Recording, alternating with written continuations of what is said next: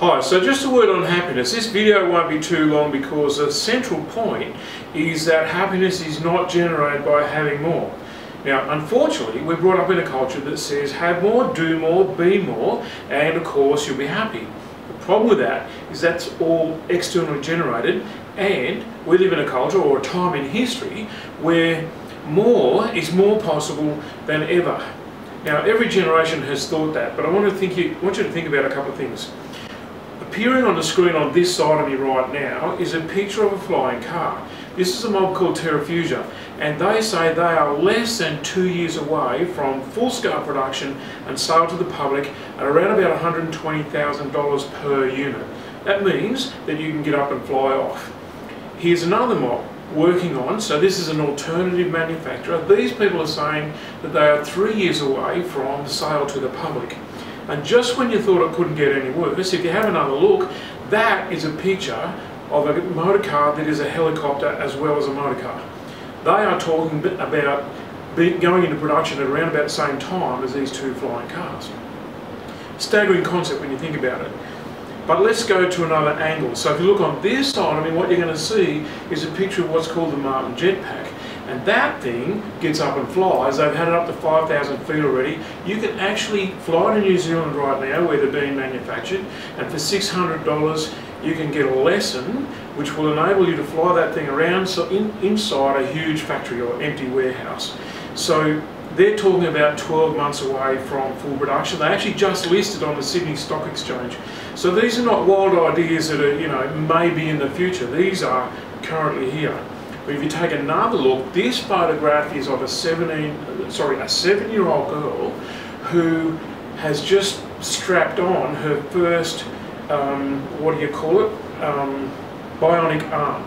The thing about that is that she produced it herself using a 3D printer. In other words, the engineers designed it, sent the design to her or her parents, and she designed the colours, so you'll see she's gone for pink and blue, and the 3D printed that thing, and she got an opposable thumb, and that's all operational for less than $600.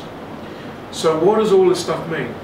It means that there's more and more and more that we're capable of doing. But that's the problem. There's now so much that you could have or do or be that you'd have to live to be 400 years old to be able to fit it all in. Our culture's brought us up to understand that the more of these things that you can have, the happier you'll be. Well, that's dependent on whether you can make the influx of things keep happening. Therefore, you need more clothes, more adventures, more achievements, those kind of things. I'm going to suggest to you that things are great, but they're dependent on the continuous influx. Have a look at the next level, and what I've got appearing over here underneath things is challenges. And what you'll find is if you embrace some challenges, in other words, you test yourself primarily against yourself, not other people, then what you'll find is you'll get more happiness from challenges than you will from things. It's a little bit more difficult to do and requires a little bit of working out, and I'll put some suggestions on the screen as to the kind of things that you would want to do. But ultimately, happiness for you is going to be deeper, longer lasting and more fulfilling when you're involved in challenges than you are in the accumulation of possessions and things. That would be fine if that's all there was to it. But ultimately, the deepest, longest lasting form of happiness comes when you start working on things which are external to you. There's a reason why people like Mother Teresa were happier than everybody else. So what you really need to do is you can devote yourself to either part-time or full-time. Obviously Mother Teresa, that was a full-time thing. You look at all the people in history who were deeply, deeply happy and they were full-time at it. But can't you start part-time? So have a look at the list. Contribution, giving, volunteering.